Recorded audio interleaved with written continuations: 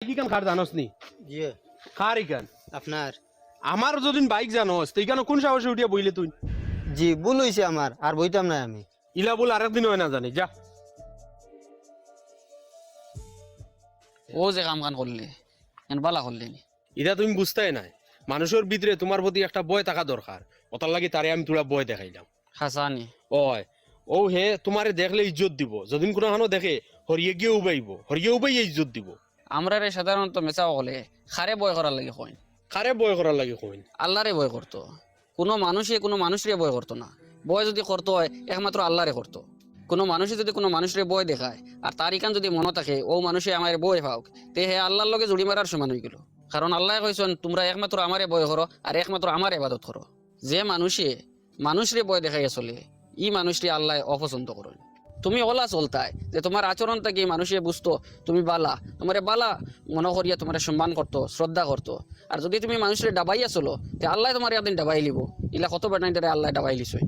তুমি তো রব বাতিও যা বহুত বুলোর মাঝে আসো, যদি পারো ওখান থেকে বার হয়ে যাও। চাচার মাত কিছু টেঙ্গা হইতে পারে কিন্তু চাচাই যা কইছি গান একবারে আসা।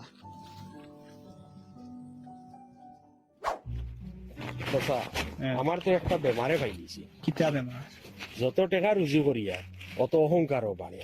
এই অহংকার তাকে মুক্তি কিলা পাইতাম আমারে তোরা হইছে অহংকার থেকে বাঁচতে নি। যে অহংকার থেকে বাঁচতে হইলে তুমি একটা কাম করতে পারবা।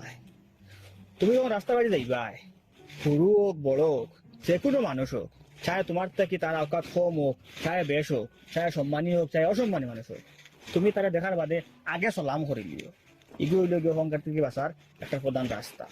আর দ্বিতীয় আর একটা রাস্তা হইল গিয়া তুমি জানি তো ধনী মানুষ, বড় বড় ধনী ধনী মানুষের মফিলে যাও, ওইটা জায়গা যাওয়ার সময় বালা বালা কাপড় লাগাইয়া যাইব। কারণ হেন গিয়ালে তোমার থেকে আরো বালা কাপড় লাগারা মানুষ সকল আইবা।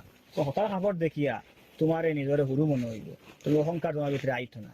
আর যখন তুমি গরিব মানুষের মহফিলে যাইবা, কিন্তু গরিব মানুষ আর কোনো মানুষ নাই, এটা জায়গা যাওয়ার সময় সাধারণত গরিব মানুষ যত কাপড় লাগাইয়া যায় ওটা কাপড় লাগাইয়া যাইও। তখন গিয়ালে মনে হইব তুমিও এরা লগর রাখবো, ভিতরে অহংকার আইতো না। কারণ হইল গিয়া টেকা যারা মানুষের অহংকারী বানায়, কাপড়েওয়ালা মানুষের অহংকারী বানায়। আর আরেকটা ফটো হইল তুমি যখন বাজার খরচ করো, বাজার খরচ করার সময় বাজারের ব্যাগ এগু তুমি একদম ওপেনলি দেখাই লইয়া যাইও না। মাছের খানকা বাদি ভিতা হারাইয়া বড় মাছ এগু আত্ম করে লইয়া যাইও না। ডাইরেক্ট গরিব মানুষে দেখতো আর দেখিয়া হইতো আরে কিতা বড় মাছ লইয়া দাঁড়ায়, আর ওখান শুনিয়া তোমার ভিতরে অহংকার আইতো। তখন তুমি লুকাইয়া মাছ লইয়া যাইও, লুকাইয়া জিনিস লইয়া যাইও, তখন কেউ দেখলো না আর তোমার বড় মানুষও কইল না আর তোমার ভিতরে অহংকার আইলো না। আর এগুলো আরেকটা ফায়দা আছে, কোনো গরিব মানুষে তোমার দেখিয়ে আফসোসও করলো না যে হে বেটা টেকা আলা হয় বড় বড় মাছ খার আমরা খাইতাম পারি না।